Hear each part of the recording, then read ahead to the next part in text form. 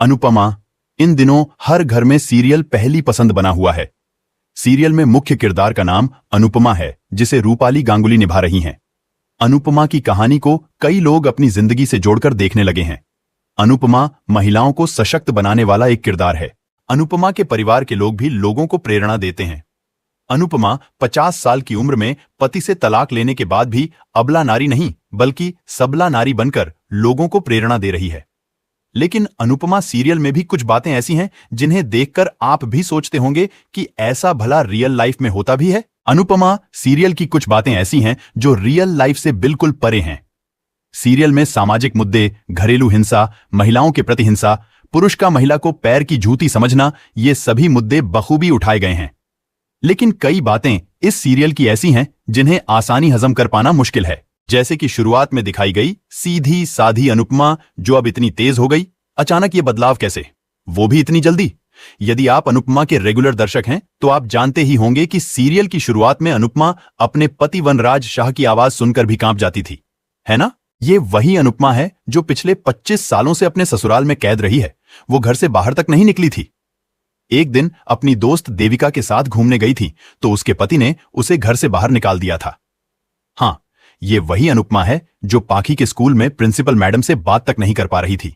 परिवर्तन ही प्रकृति का नियम है, हम भी इस बात को मानते हैं।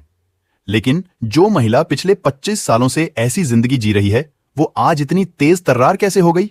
इतनी बड़ी बिजनेस वुमन बन गई, वो भी इतनी जल्दी। ये बात हजम करना थोड़ा मुश्किल है। तलाक लेने के बाद उसके दुख से उबर पाना हर औरत के लिए बहुत मुश्किल रहता है। लेकिन अनुपमा ने तलाक लेने के बाद अपने ही एक्स हस्बैंड और सौतन के साथ रहने का फैसला किया। आखिर क्यों? ये तो जख्मों को कुरेदने वाली बात हुई ना। क्या असल जिंदगी में ऐसा कभी होता है? ये सब देखकर आप भी यही सोच रहे होंगे कि असल जिंदगी में तो ऐसा होता ही नहीं है। अनुपमा ने 50 साल की उम्र में तलाक लिया। तलाक लेने के बाद आमतौर पर महिलाएं अपने मायके जाती हैं, लेकिन अनुपमा के लिए अपना ससुराल ही मायका भी बन गया। एक वक्त के बाद अनुपमा ने ससुराल भी छोड़ दिया, वो भी तब जब उसकी भयंकर बेइज्जती हुई। इसके बाद वो अपने मायके गई, जहां केवल 2 दिन रुकी और नए घर में चली गई। चलो, ये तो जायज बात है कि वो अपने मायके पर बोझ नहीं बनना चाहती, लेकिन वो कभी अपने मायके के बोझ को बांटने की बात भी तो नहीं करती। अनुपमा और उसका ससुराल, जो अब एक्स हो गया है, ही हर मुसीबत से जूझते हैं। सीरियल के प्रोमो को शुरुआत में देखा गया तो लगा कि ये एक मां और उसके संघर्ष की कहानी होगी। एक औरत जिसका 50 साल की उम्र में तलाक हुआ, वो अब अपने पैरों पर खड़ी होकर अकेले समाज से और दुनिया से लड़ेगी। लेकिन सीरियल में तो अनुपमा की अनुज के साथ लव स्टोरी दिख दी गई। अनुपमा को तलाक के बाद जब दोबारा शादी ही करना है तो वो इतनी बड़ी बड़ी बातें ही क्यों करती है? अनुज कपाड़िया और अनुपमा का एक्सीडेंट हो जाता है, जिसके बाद अनुपमा अपने दोस्त और बिजनेस पार्टनर अनुज के साथ उसके घर पर जाकर रहने लगी। ये सिर्फ उसकी देखभाल के लिए था, लेकिन अब तो अनुज ठीक भी हो गया और उसकी बहन भी आ गई है। ऐसे में अनुपमा को अब तो अपने घर आ जाना चाहिए।